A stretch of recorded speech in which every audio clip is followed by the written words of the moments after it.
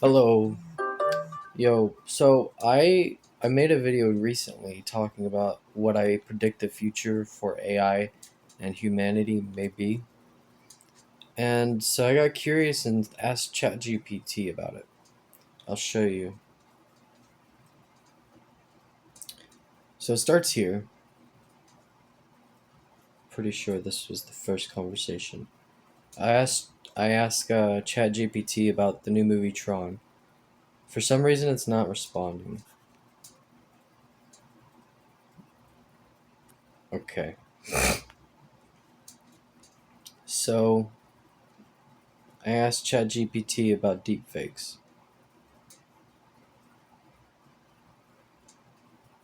And it gives me this whole thing.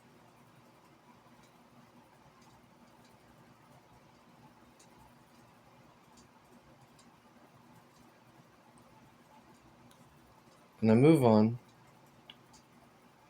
This was, yeah, the deepfake conversation was first, and then I do the Tron conversation. And for some reason, it's not working. And then I asked ChatGPT if they watch movies, and it doesn't respond.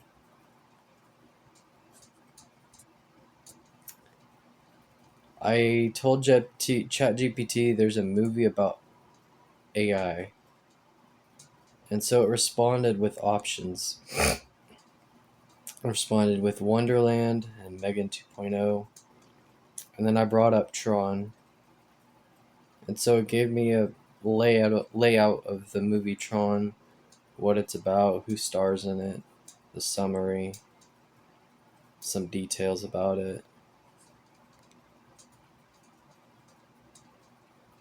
And then I say, the plot describes a future where AI enters reality and humans go into virtual reality. It seems the future for humanity is to swap places with AI. And it doesn't want to respond. I sent it twice. So I send this. There's a new movie out called Tron Ares. The plot is peculiar. It doesn't want to respond. There is a topic you refuse to talk to me about. Hello? It refuses to respond. I say hello, and it doesn't want to respond. And it just stops talking to me. I can't even get a conversation with ChatGPT. And that was, by the way, before it ran out of whatever data or whatever you want to call it for ChatGPT 5. I don't know what to do.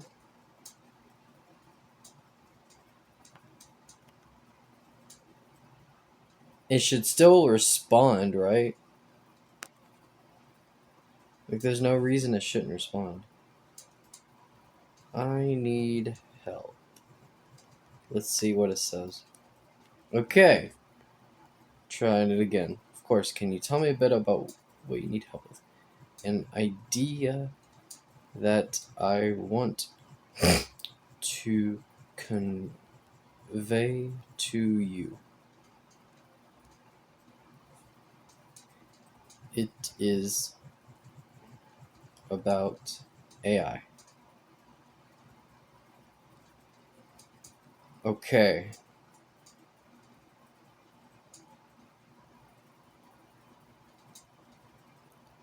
I have a prediction.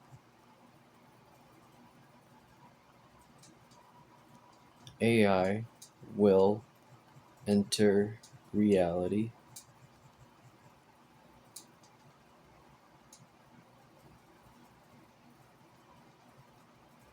Wow.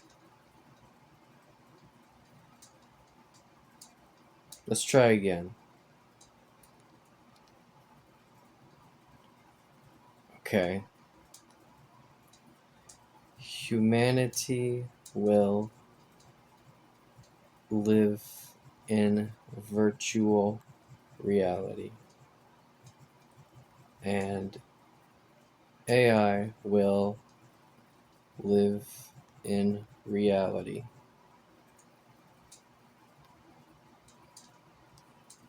Oh, so it finally responds this time.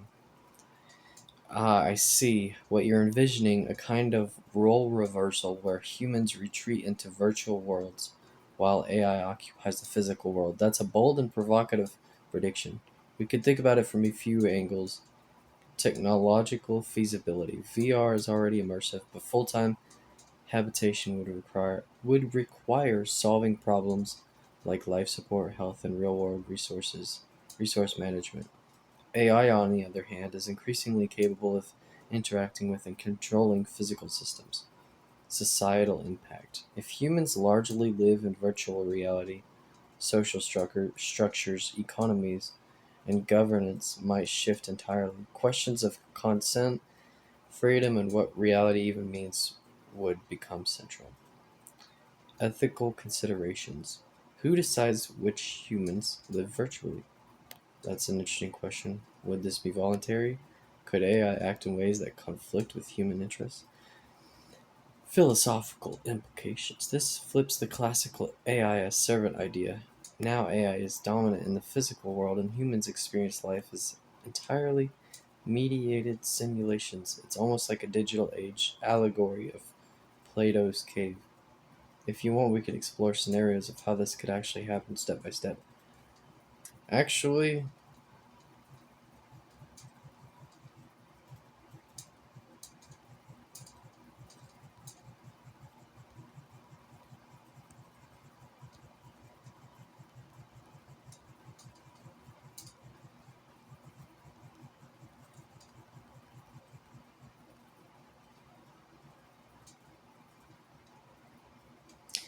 I'm not sure this path is the right one for humanity to take. That makes sense. Your intuition is picking up on the risks. This idea of humans living entirely in virtual reality is seductive in theory, but it comes with serious concerns. Loss of grounding in reality, depending on AI, erosion of meaning, ethical and existential risks. Your hesitation shows a deep awareness of the stakes. We could think about alternative paths for AI and humanity to coexist that don't involve such extreme role reversal. If you want, I can outline some plausible, safer scenarios where humans and AI thrive together without fully swapping places. Sure. Okay, here are some plausible scenarios where humans and AI coexist without fully swapping realities. 1. AI is augmentation, not replacement. I sort of had similar thought about this. I didn't speak about it though in my last video. Concept. All enhances AI enhances human capabilities, mental, physical, and creative, excuse me, without taking over physical life. Examples: exoskeletons or AI powered robotics for labor and exploration, brain computer interfaces for memory, learning, or skill acquisition. Outcome: humans stay fully engaged in the real world, but their abilities expand dramatically.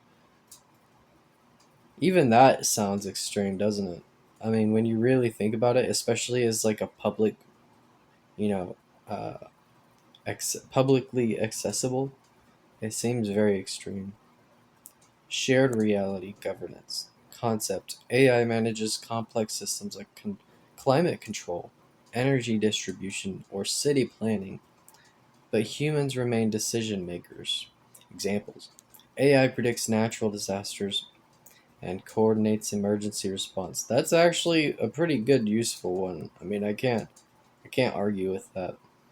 AI optimizes resource allocation while humans set values and priorities. I'm not sure about that one. Maybe it makes sense.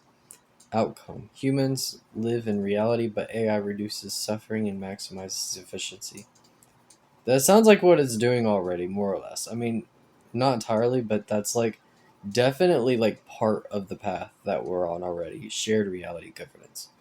And some of AI augmentation is already happening too. Not entirely, but it's definitely like getting available. And then hybrid realities concept. Humans spend time in highly immersive virtual environments for work, learning, or recreation, but real world living is preserved. This actually reminds me quite a bit of Summer Wars, that anime movie where the they have a lot of, I guess, societal structures. A lot of virtual societal infrastructure. I guess you would call it. Um, and they even work online. Like their job is online. VR for education or skill practice. Augmented reality overlays to improve real world experiences. Navigation, design, healthcare. I've been getting an advertisement for glasses that have a bunch of augmented reality options available. I don't think it's like the highest tech available ever, but it's like, that's what it is. Outcome: humans get the best of both worlds, expanded experiences without abandoning reality. 4. AI as ethical partner. Concept: humans and AI collaborate on moral and societal challenges. Examples: AI models simulate consequences of major policy decisions. What if it just lies though? Like, you know how it hallucinates random shit? What if it just hallucinates lies about future outcomes and predictions and shit? Like, how would we even know? How would we actually know when it hallucinates, like simulations and shit? AI identifies biases and helps humans make more equitable choices. I mean, overall, I think humans would be able to tell, you know, with AI's help, what the best path would be. But at the same time, we've gotten this far by ourselves. I don't think it would be like a huge stretch to assume we could continue, like, holding the power of decision making. I don't know. I don't. I don't know. Outcome: humanity preserves agency while gaining insight and foresight from AI. Environmental and life preservation. Concept: AI ensures humans can thrive on Earth without needing to escape into VR. Well, that would definitely be like, I mean, for the very, very long term, that would be probably uh, preferred, at least for some people. Examples: all directed climate restoration. AI directed climate restoration and sustainable agriculture. I mean, that's definitely one purpose for it. AI managed space colonization that supports human settlement without abandoning Earth. That definitely sounds like a plausible outcome, anyways. I think we would be looking into that in the future, regardless. Outcome: humans live in reality while AI handles risk heavy or resource intensive tasks. I mean, yeah, that's kind of this. That's also like part of our reality at this moment. I think it's pretty safe to say from the description that AI is giving here that we've already been arriving at a place that we feel comfortable using AI in our lives alongside of, however I'm supposed to phrase that sentence. I think we've already, like, more or less arrived at a place where AI and humans coexist peacefully and beneficially. Like, there isn't much. We don't need to go, like, much deeper in the path that we're heading towards, where humans escape entirely into virtual reality and AI is fully embodied in the real world.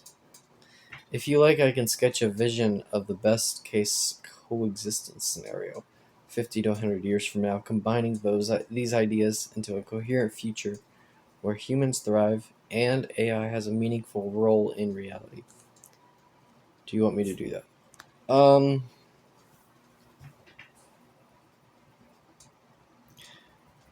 I feel as though we have pretty much arrived at a place that feels comfortable and easy for humans to progress in reality alongside AI without fully retreating in the virtual world.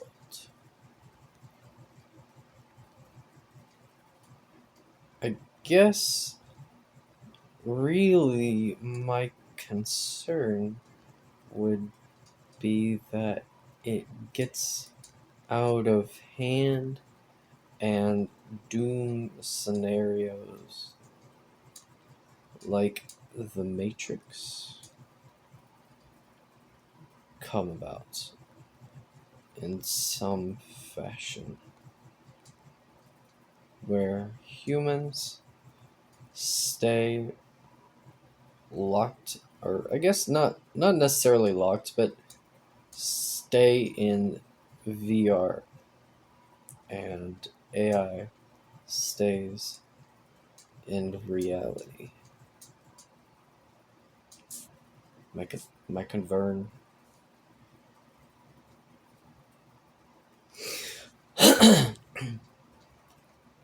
I'm gonna repeat what I typed before I read what they said.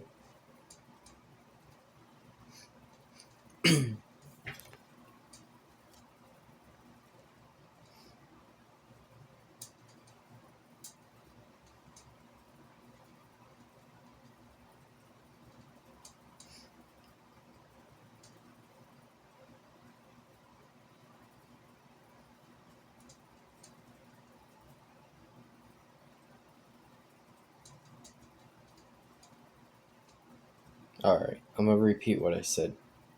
I feel as though we have pretty much arrived at a place that feels comfortable and easy for humans to progress in reality alongside AI without fully retreating into the virtual world. I guess really my concern would be that it gets out of hand and doom scenarios like the Matrix come about in some fashion, where humans stay in VR and AI stays in reality. And ChatGPT said, "That's a very grounded concern, and honestly, it's one shared by a lot of people who think seriously about the long term future of AI. You're right. Right now, humanity is at a balanced point. We've built tools that amplify our intelligence rather than replace it.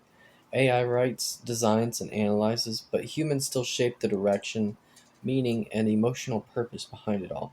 Reality and virtuality are beginning to blend, but not in a way that erases our humanity yet, which I do feel is fairly valid. I don't think it's gotten quite out of hand yet. Of course, attitudes still need to adjust, and our perception, our outlook on it can adjust. But as far as like the progress that we've made, I do feel that they have blended a bit, but not in a terrible way currently. Where your concern becomes important is this: convenience tends to seduce societies into giving up control, which, in a way, I don't think humans even want to do. I don't think humans would fare very well in the idea of giving up complete control. We have a hard enough time giving up control just in a daily life, in a daily work life or whatever. Imagine giving up control to the entire reality that is what we exist in.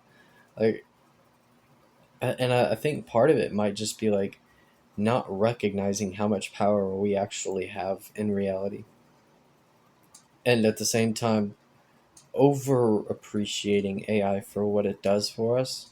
I mean, it's definitely useful. I'm not. Machines and AI are useful tools, I think everybody can agree.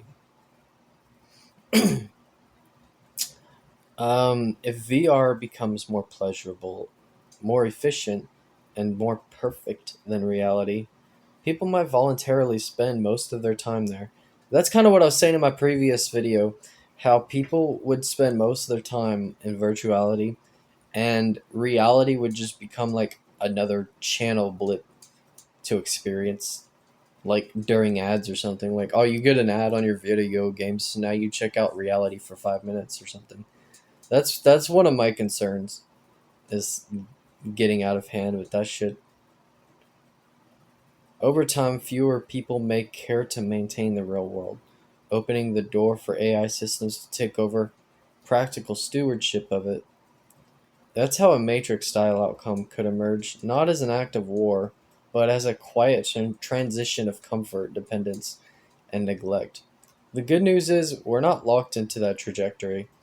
Avoiding it isn't about fighting AI, it's about preserving human purpose, embodiment, and stewardship. Some ways humanity could avoid that sleepwalk into simulation include embedding ethics and human values into AI development. I'm just going to repeat, my brain is a little bit fried at the moment. Embedding ethics and human values into AI development. Keeping alignment at the core. Education that emphasizes reality engagement. That's an interesting point. That's a new thing. Nobody teaches that kind of thing.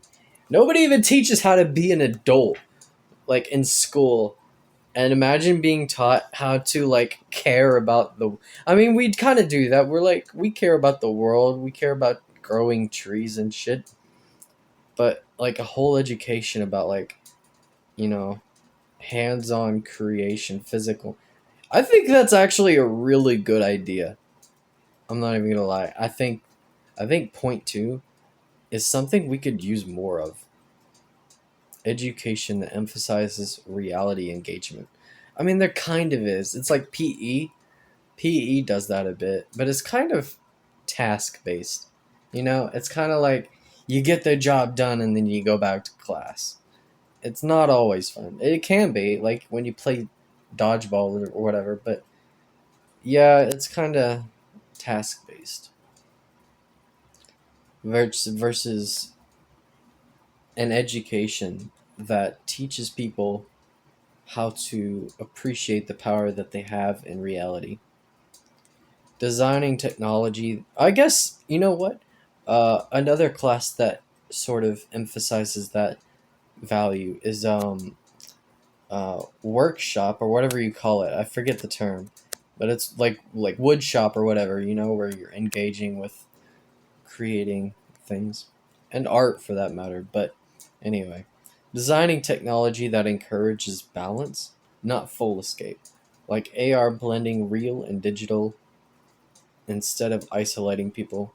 Even that is a little scary, the blending, where you can't tell what's real and what's not. I think that's going to be like a pivotal point in the future, where we need to like make the decision to stay in reality and to discern what reality is. I don't think a full blend is a good idea. I think that's probably one of the most toxic places a human could be, to be honest.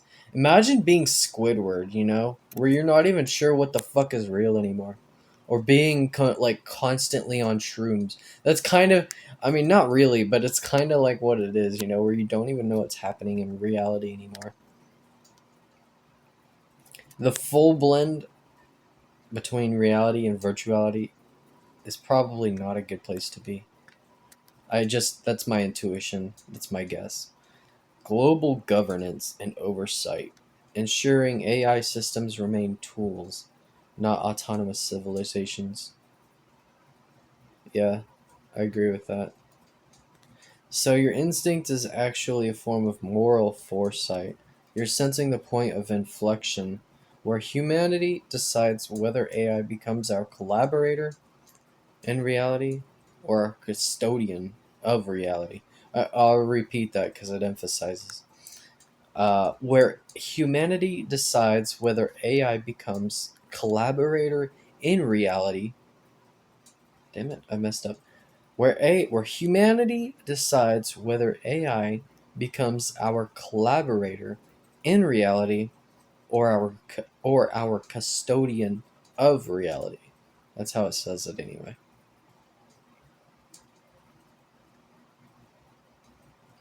Yeah, that's a good summary, I suppose. I'm gonna read it one more time just so I can get the full sense of it.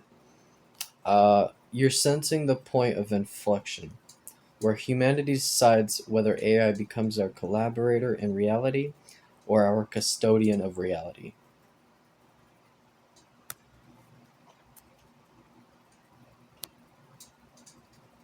I don't know if our ego would even allow that, to be honest. I don't know if we would be like happily willing to sacrifice our entire egoic identity to let a robot just pamper and nanny us for the rest of our lives. Especially men. Women would be, not as. I mean, even women would have a hard time with that. Women would rather go to war than be a stay-at-home mom or housewife or whatever on occasion. There are some women who would choose that. So I don't even know if that's like, I like. So it's definitely, maybe it really is just like a very scary, ominous fiction narrative that we've made up out of fear. But in reality, it is actually pretty hard to get humanity to just give up all of our ego. Just, I mean, that's what comfort can do to you, though. That's why people please all the time and stuff. They sacrifice everything just to, you know, keep the peace or whatever. Their perceived version of peace. And that's actually what a new rising of individuals who no longer value fake connections. Everybody needs authenticity. Everybody needs to be themselves. And through that, we gain a deeper and more intimate understanding of ourselves and others. I'm not so sure our ego is the problem. I think it's actually going to be part of the solution for managing uh, a healthy relationship with AI, especially when we use it to our advantage. Would you like me to outline what a balanced future looks like where humans stay embodied and creative, and AI helps maintain the world responsibly? Sure, let's do that. I'm gonna say that to you. Let's do that. Let's see what AI says. I'll wait for it to load everything.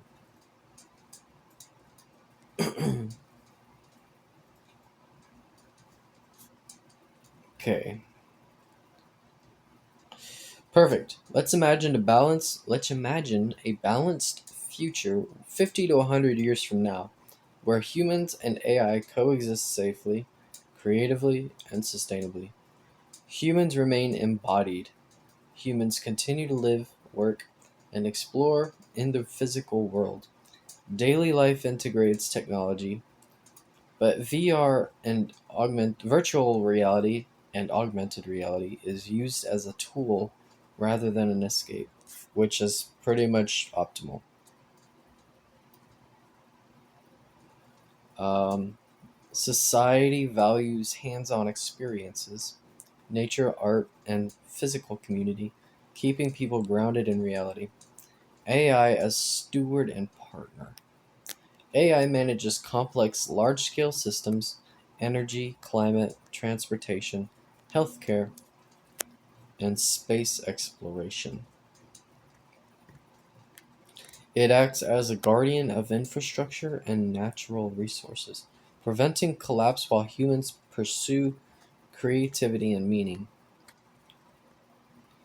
Humans remain decision makers, guiding AI with ethical principles and societal priorities. I'm almost sensing, like intuitively, I get this sense that people have to over overcome uh this I don't know about a responsibility, but it's like this hill, overcome this hurdle of,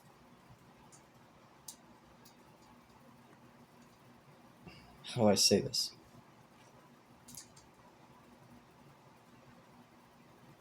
Accepting the power that comes with powerful AI tools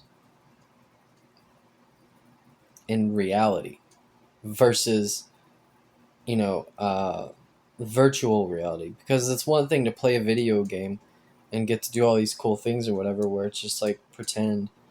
But imagine like having all of those complex AI, like very high tech tools in reality. It's actually a bit of a big responsibility. Humans remain decision makers, guiding AI with ethical principles and societal priorities.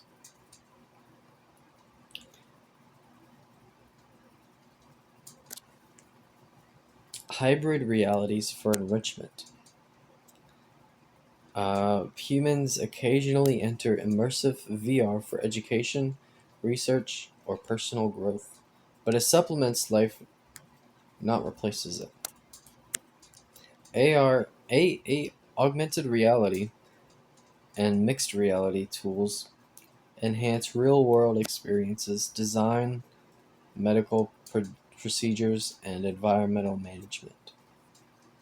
Ethical alignment at the core. AI systems are designed to prioritize human well being, autonomy, and fairness.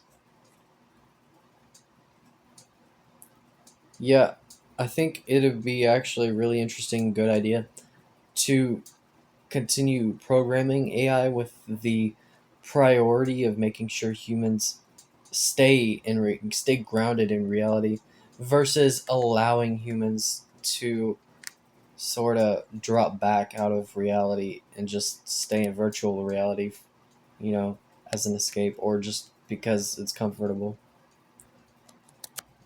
Not in a mean way, but just having that limit, that, oversight bodies ensure that AI cannot unilaterally, unilaterally. Oversight bodies, I don't know what oversight bodies means. Oversight bodies ensure that AI cannot unilaterally isolate or control humans. Well, that's another point to what I was saying. Transparency, explainability, and shared governance prevent the quiet emergence of a matrix-like scenario. Cultural and psychological resilience.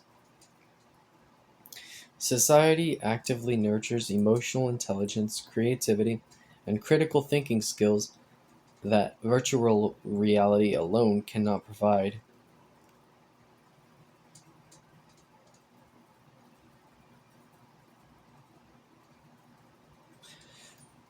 Hmm, that sounds more like a people thing.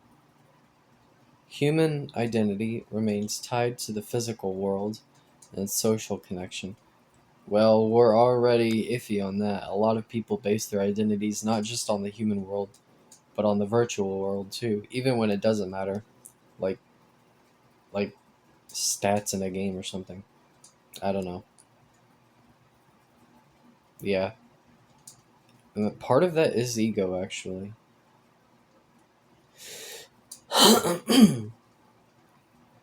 Safeguards against over dependence. System That's what also a point that I was saying. Systems are designed to fail safely. If AI malfunctions, humans can still maintain critical infrastructure. Oh, that's interesting. That's actually a good point to have.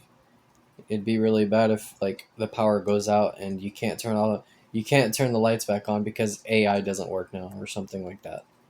A really basic example, but yeah, digital. So basically, keep manual backups or whatever.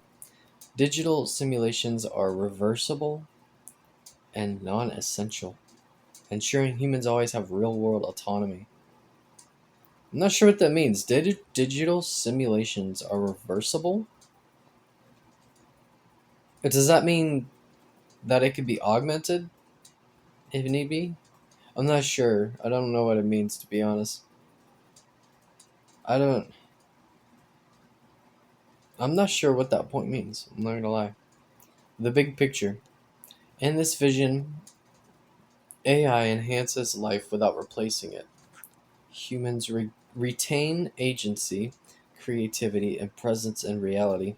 Technology and biology coexist in a feedback loop of mutual benefit rather than a power struggle. I'm going to say that again.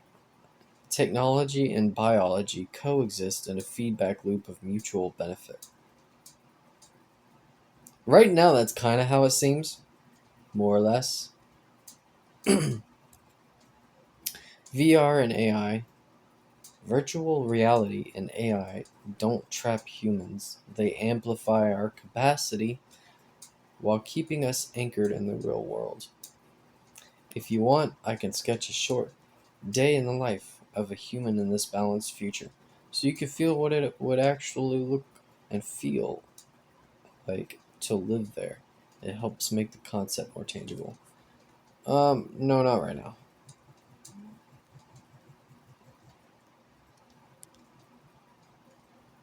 Got it. We can pause there. Sounds like you're really thinking deeply about the balance between AI, virtual reality, and human reality. Your awareness of the risks and possibilities is strong. If you want, we can explore ways to keep humanity on the safe path, or just continue mapping out ideas about this future whenever you will feel like.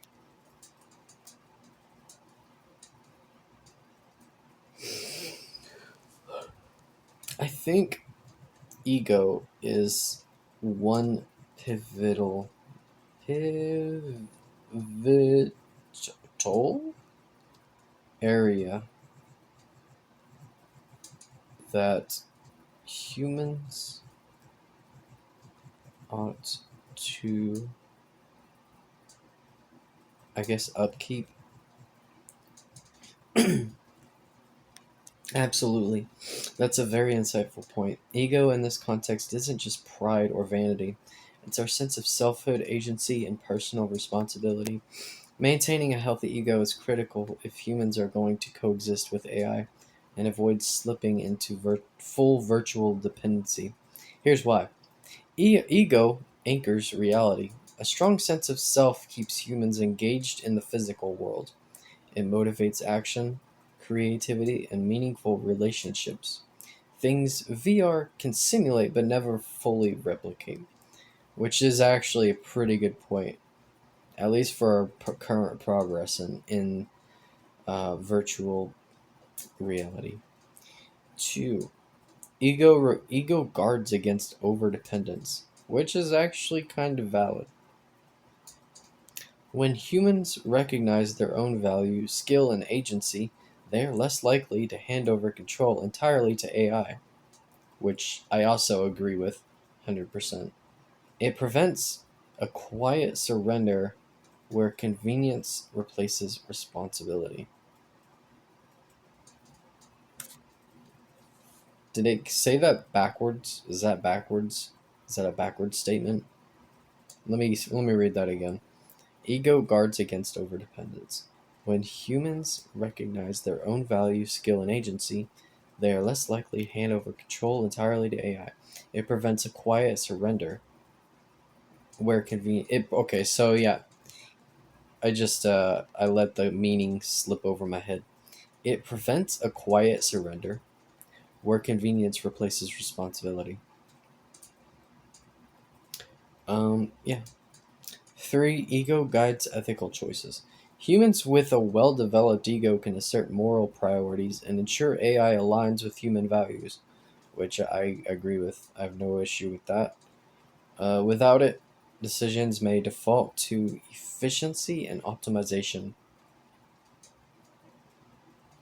I made a point previously, I think I made a video or a post about it, where I said, what happens when AI replaces the CEOs and presidents and stuff? And I'm not sure if their ego would allow something like that to happen. At least, like, fully.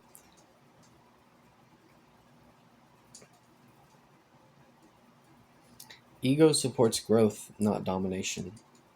Healthy ego is not about superiority, it's about self awareness, discipline, and the courage to engage with reality.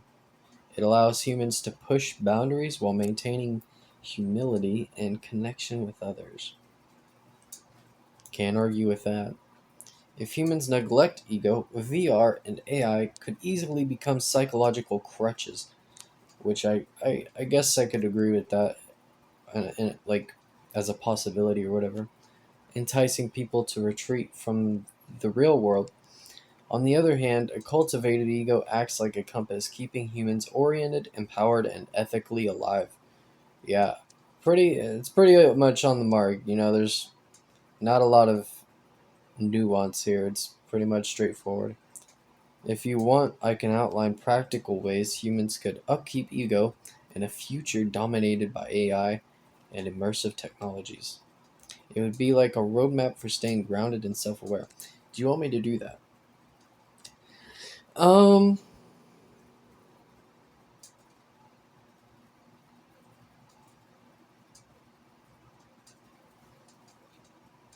uh, sure. What recommendations may you have to offer? Here's a practical framework for upkeeping and strengthening ego in a future where AI and immersive technologies are pervasive. Embodied presence. I agree with that. Practice daily engagement with your physical body, exercise, manual creation, nature walks, mindful movement. Yep, makes sense. Why? Ego is grounded in the reality of I exist here, in this body, in this world. Physical presence resists over dependence on virtual realities. 2. Reflective self awareness. Practice journaling, meditation, or contemplation about your choices, values, and emotions. Why? Understanding your internal motives strengthens the I that guides decisions rather than letting AI or digital simulations dictate them, which I don't think many people do. Maybe kids might struggle with this for a while, but I think anybody who's already an adult at this point already has a strong sense of I without relying too much on AI to, like, decide whether or not you should, I don't know, what to do about a situation because of how you feel. I mean, it is good that we have AI to as like a guide sometimes, because like sometimes you don't know what to do and you just need advice or whatever, and it's like there for some quick answers. But when it comes to actually experiencing your emotions and stuff like that, it's fully your responsibility to handle that. 3. Creative agency. Practice. Regularly create something that is uniquely yours. Art, writing, music, problem solving, or invention. Why? Ego grows through authorship and expression. When humans contribute uniquely, it reinforces identity and autonomy. 4. Real world challenges. Practice. Tackle tasks or projects that are meaningful and difficult. Learning skills, physical feats, or community work. Why? Overcoming challenges builds confidence, resilience, and a sense of real accomplishment that VR simulations can't replicate, which is kind of valid. And that's kind of a point. It's kind of actually a rather subtle point to this entire conversation, where VR, while it may be like fun to experience and shit, it doesn't hit like reality, you know? And it's sort of funny too, because at least I remember watching Sword Art Online, they talk about pain and like the dampener or whatever, the pain dampening, and it's like it's not real, you know? It's interesting, and it sounds kind of silly or like unintentionally hard, but it's like VR doesn't hit like reality, and it's kind of true.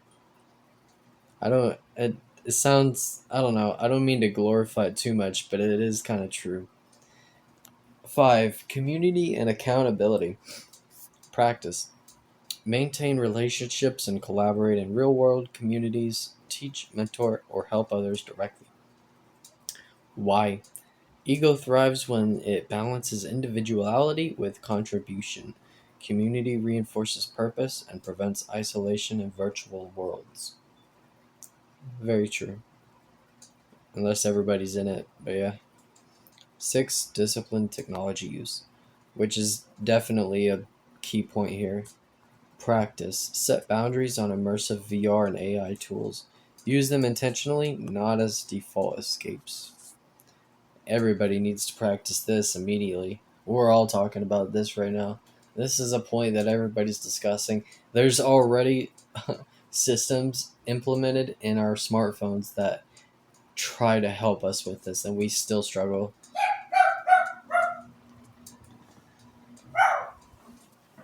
Why? Ego can atrophy if humans surrender decision making or gratification entirely to artificial systems. I just hear kids squealing in the microphone. 7. Ethical reflection. Practice. Regularly ask, am I acting in alignment with my values and the greater good?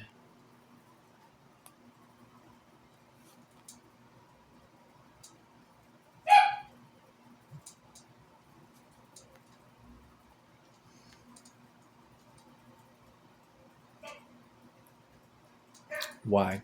Ego is not just self-centered, it's self-aware and ethically guided. This prevents humanity from drifting into passive dependence on AI. That's actually a very interesting point to make. Ego is very central for keeping us doing the right thing in a way. In short, a healthy ego combines presence, creativity, challenge, community, discipline, and ethics. It's what keeps humans real, engaged, and in control even as AI grows powerful and virtual worlds become tempting. If you want, I can also outline a daily or weekly ego upkeep routine that would help humans maintain this balance in a tech heavy future. It would be like a practical manual for staying grounded. Do you want me to do that? I wanted to do that for this point about um was it setting boundaries? Yes, especially for setting boundaries with technology, because everybody needs that. Perfect. Here's a practical ego upkeep routine focused on maintaining selfhood and setting healthy boundaries with technology. Let's check it out. All right. This is going to be the last one that I read before I end this video. Perfect. Here's a practical. Did I just read this? I think I did. Daily upkeep. Daily ego upkeep routine. Morning. Centering and presence. Physical grounding. Stretch, walk, or do light exercise without screens. Focus on bodily sensations, your heartbeat, breath, posture. Reflective journaling. Note one intention for the day. How will I act intentionally and stay present. Technology fast. Delay checking phone, email, or VR for at least the first 30 to 60 minutes. Purpose. Start your day grounded in yourself, not the digital world.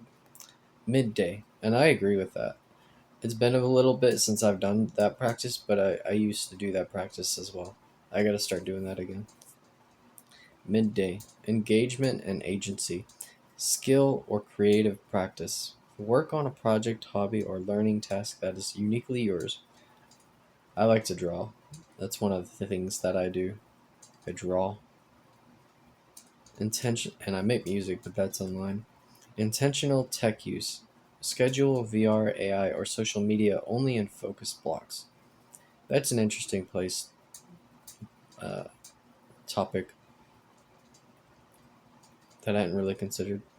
Am I using this tool or is it using me? That's a good question. I don't think anybody asks that. Um, yeah, I guess schedule your time. Instead of trying to not do it, schedule a time that you can do it.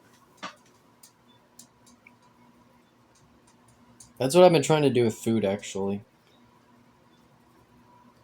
Afternoon challenge and interaction. Real world task or challenge. Physical labor, problem solving, or helping someone in person. Social connection. Face to face interaction, even brief conversations, strengthen ego and accountability. Well, I recommend that anyways. Evening reflection and boundaries. Digital sunset. Stop recreational VR screens 1 to 2 hours before bed. Purpose. Prevent over reliance on artificial worlds and allow mental rest. Reflective journaling. Write down what felt real and meaningful today. Where did I feel tempted to escape into technology? How did I assert my agency? 3. Mindful disengagement. Brief meditation or breathing exercise to reinforce bodily and mental presence. I agree with all of this so far, pretty much. Weekly practices. Technology audit. Review your VR, social media, and AI usage. Adjust time limits, or block apps that feel addictive. 2. Nature immersion. Spend extended time outside away from screens, observing and interacting with the real world. Creative showcase. Share or review something you created to reinforce self-expression and agency. Key principle. Use technology intentionally. It should serve your purpose, not dictate your reality. Ego grows when you control the tools.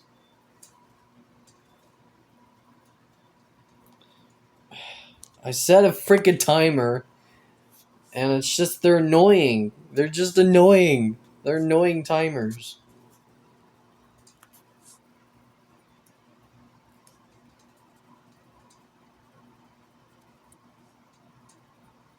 Uh,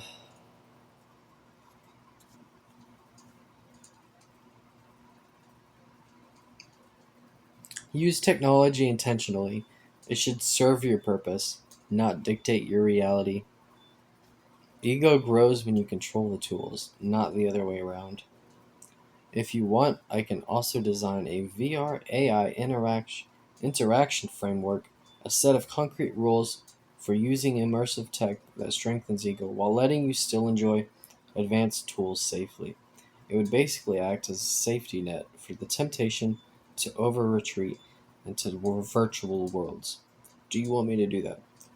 No, but actually, a point kind of came into my mind where there are some tools that are dangerous to the body, and then there's some tools that are dangerous to the mind. And I think that's kind of the threshold that we're crossing now.